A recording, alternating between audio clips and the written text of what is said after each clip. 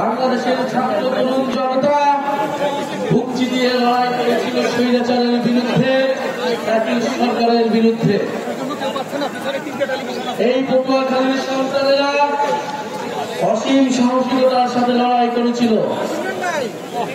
আমরা শুনেছি 24 জনের মতো শহীদ এই পটুয়াখালীর সন্তান। আজকের এই পথসভা থেকে আমরা সেই সকল শহীদদেরকে শ্রদ্ধার সাথে স্মরণ করছি, তাদের রুহের মাগফিরাত কামনা করছি এবং আরো স্মরণ করছি পটুয়াখালীর আহত যোদ্ধাদের, পটুয়াখালীর জুলাই যোদ্ধাদের। প্রিয় পটুয়াখালীবাসী,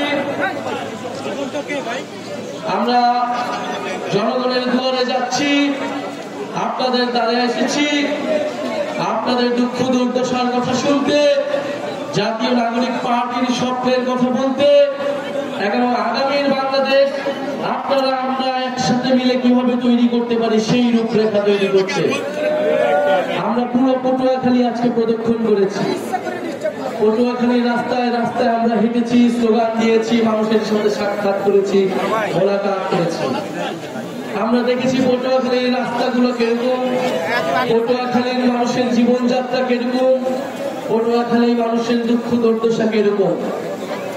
পটুয়াখালী উপকূলীয় অঞ্চল, বাংলাদেশের ভবিষ্যৎ হচ্ছে এই সমুদ্র অঞ্চল, উপকূলীয় অঞ্চল। আমাদের আগামী দিনে যে জলবায়ু পরিবর্তন থেকে শুরু করে আমাদের সমুদ্র শক্তি সবকিছু নির্ভর করছে এই উপকূলীয় অঞ্চলগুলোর মধ্যে। তারপরে এই উপকূলীয় অঞ্চলগুলো যে গুরুত্ব পাওয়া দাবিদার রাখে, সেই গুরুত্ব এই পটুয়াখালী কখনোই পায়নি। আমরা চাই আগামী দিনে এই পটুয়াখালী, এই উপকূলীয় অঞ্চলগুলো শক্তিশালী ঘাঁটি হিসেবে গড়ে তুলতে হবে। পটুয়াখালীর শিক্ষা স্বাস্থ্য ব্যবস্থা উন্নত করতে হবে। প্রিয় পটুয়াখালীবাসী, গণ অভ্যুত্থানের পরে আমরা বলেছিলাম যে মাফিয়া দুর্নীতিবাজ সিস্টেম, সেই সিস্টেমের বদল ঘটাতে হবে, কিন্তু আমরা দেখছি সেই সিস্টেমকে পাহারা দেওয়ার জন্য নতুন দলের আবির্ভাব ঘটেছে। সেই সিস্টেম, সেই চাঁদাবাজি, সেই দুর্নীতিকে আগে আরেকটা দল পাহারা দিত, এখন নতুন আরেকটি দল পাহারা দিচ্ছে। সেই সিস্টেম চাঁদাবাজিকে আরেকটি দল এখন টিকিয়ে রাখছে। আমরা স্পষ্টভাবে বলেছিলাম আমরা শুধু হাসিনার পতন নয়, সেই দুর্নীতি, সেই মাফিয়া সিস্টেমের পতন চেয়েছি।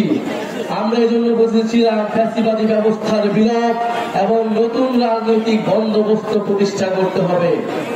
প্রিয় সংগ্রামী বন্ধুগণ, সেই নতুন বন্দোবস্ত প্রতিষ্ঠার লড়াই আমরা এখন নেমেছি। অভ্যুত্থানের মধ্য দিয়ে যেহেতু এই ছাত্র নেতৃত্ব, এই তরুণ নেতৃত্ব সেই সিস্টেমের পতন ঘটাতে চেয়েছিল, তাই সেই সিস্টেম কখনোই চায় না এই নেতৃত্ব, এই অভ্যুত্থানের নেতৃত্ব কোনোভাবে দাঁড়াক, কোনোভাবে রাজনৈতিক ভাবে টিকে থাকুক। সেই অভ্যুত্থানের সময় থেকে আজ পর্যন্ত আমাদের বিরুদ্ধে ষড়যন্ত্র চলমান রয়েছে।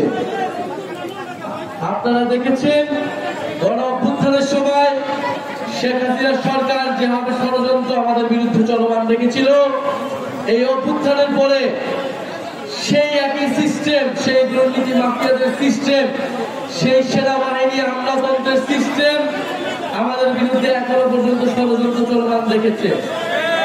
ডিজিএফআই থেকে শুরু করে বাংলাদেশের এস্টাবলিশমেন্ট গুলো এই অভ্যুত্থানের নেতৃবৃন্দের বিরুদ্ধে ষড়যন্ত্র চলমান রেখেছে, অভ্যুত্থানের শক্তির মধ্যে বিভাজন তৈরি করেছে। আমরা বলেছিলাম শত্রু বাংলাদেশের